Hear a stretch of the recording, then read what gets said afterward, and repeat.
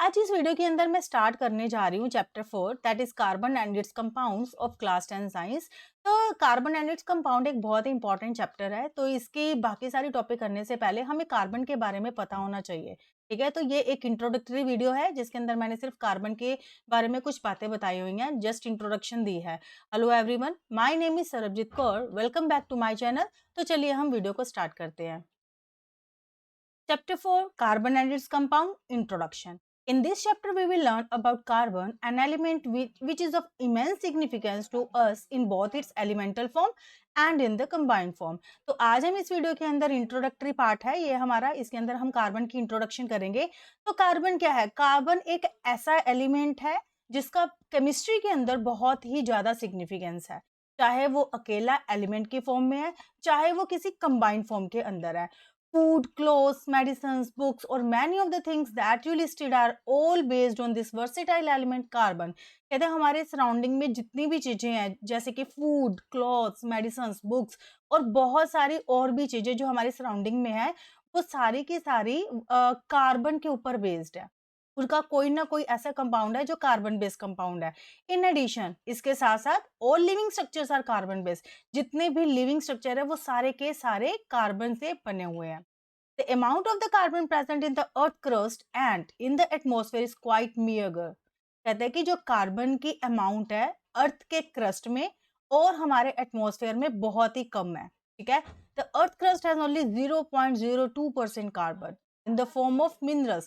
कहता है कि अर्थ की क्रस्ट में सिर्फ 0.02% कार्बन है, वो भी मिनरल्स के फॉर्म में। और कौन कौन से मिनरल, कौन से कंपाउंड? जैसे कि कार्बोनेट हो गए, hydrogen carbonate means bicarbonates, coal and petroleum and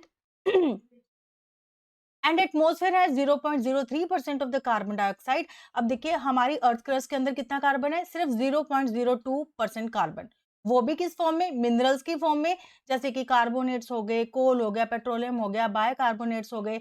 और उसके अलावा जो हमारा एटमॉस्फेयर है उसके अंदर कितनी परसेंट है? 0.03% ऑफ कार्बन डाइऑक्साइड। अब देखिए इसकी कितनी स्मॉल अमाउंट है अर्थ क्रस्ट के अंदर भी और एटमॉस्फेयर के अंदर भी।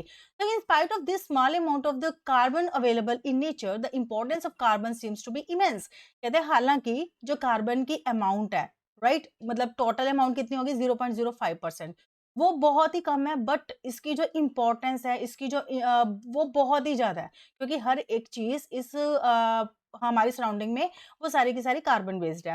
इन this chapter we will know about the properties of the carbon which make carbon so important to us. तो इस चैप्टर के अंदर हम कार्बन की वही सारी प्रॉपर्टीज को पढ़ने वाले हैं, उस रिएक्शंस को पढ़ने वाले हैं जिससे जो हमारी सराउंडिंग्स बनी हुई है, जिसने कार्बन को बहुत ही ज्यादा हमारे लिए इम्पोर्टेंट बना दिया है। तो उससे पहले मैं थोड़ी सी डिस्कस करूंगी कार्बन के बारे में।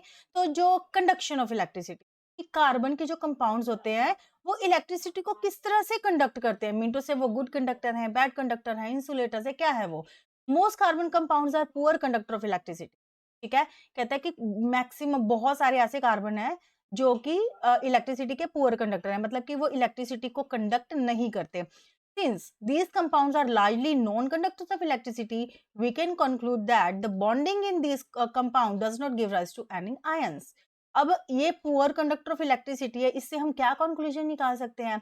अब कोई चीज इलेक्ट्रिसिटी को कंडक्ट कब करती है? ठीक है, कोई भी चीज, कोई भी कंपाउंड है वो इलेक्ट्रिसिटी को तब कंडक्ट करेगा अगर अगर हम उसका एक्वस सॉल्यूशन बनाएं और वो अपने आयंस के अंदर डिसोसिएट हो जाए, मतलब कि हमें आयंस दे। बट जो कार्बन कंपाउंड है वो पुअर कंडक्टर ऑफ इलेक्ट्रिसिटी है, इसलिए हम यहाँ से ये कंक्लूजन निकालेंगे कि जो इनकी बॉन्डिंग है कार्बन कंपाउंड्स की, वो हमें आयंस नहीं देती, इसलिए ये poor conductor of electricity, right. इसके बाद हम बात करते हैं मेल्टिंग एंड बॉइलिंग पॉइंट की। The melting and boiling point of the carbon compounds are very low. अब ये जो कार्बन कंपाउंड्स होते हैं इनका मेल्टिंग एंड बॉइलिंग पॉइंट दोनों ही लो होते हैं, right. So we can conclude that the force of attraction between the molecules are not very strong. अब किसी भी चीज का मेल्टिंग एंड बॉइलिंग पॉइंट कब लो होता है या कब हाई होता है? ठीक है, अगर उस कंपाउंड के अंदर जो मॉलिक्यूल्स है अगर उनके बीच में फोर्सेस ऑफ अट्रैक्शन काफी ज्यादा है तो उसका मेल्टिंग एंड बॉइलिंग पॉइंट भी ज्यादा होगा। अगर उसकी फोर्सेस ऑफ अट्रैक्शन है कंपाउंड के अंदर तो जो फोर्सेस ऑफ अट्रैक्शन है मॉलिक्यूल्स की, वो अगर वीक है तो दैट मीन्स उसका मेल्टिंग एंड बॉइलिंग पॉइंट भी लो होगा। अब जो कार्बन कंपाउंड्स है, इनका जो मेल्टिंग एंड बॉइलिंग पॉइंट होता है वो बहुत ही लो होता है। तो इससे हम क्या कंक्लूजन निकालेंगे कि जो इनके कंपाउंड्स के अंदर जो फोर्सेस ऑफ अट्रैक्शन होती हैं, वो इतनी ज़्यादा स्ट्रॉन्ग नहीं होती। तो अब ये जो 2 हमने टॉपिक्स करे हैं, कंडक्शन ऑफ इलेक्ट्रिसिटी और दूसरा हमने किया मेल्टिंग एंड बॉइलिंग पॉइंट।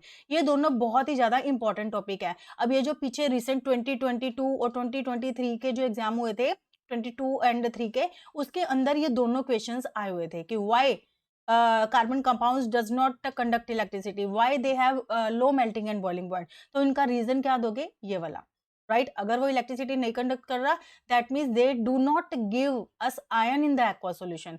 अगर उसका melting and boiling point low है, क्यों है? Because there are very weak forces of attraction between the molecules. ठीक है? तो ये 2 क्वेश्चन बहुत ही इंपॉर्टेंट है। So it was just the introduction of the carbon. अब ये जो डायग्राम दिया है, this is the covalent bond between 2 carbon atom. जैसे ये देखो, 2 कार्बन, ये दोनों कार्बन एटम है, इनके बीच में क्या है? कोवलेंट बॉन्ड, ठीक है? अब जो नेक्स्ट वीडियो के अंदर मैं क्या करने जा रही हूँ, बॉन्डिंग इन कार्बन, ठीक है? कि कार्बन की बॉन्डिंग को मैं एक्सप्लेन करने जा रही हूँ। तो अगर आपको इसकी नॉलेज चाहिए तो प्लीज़ मेरे चैनल के साथ बने रहिए। Thank you so much.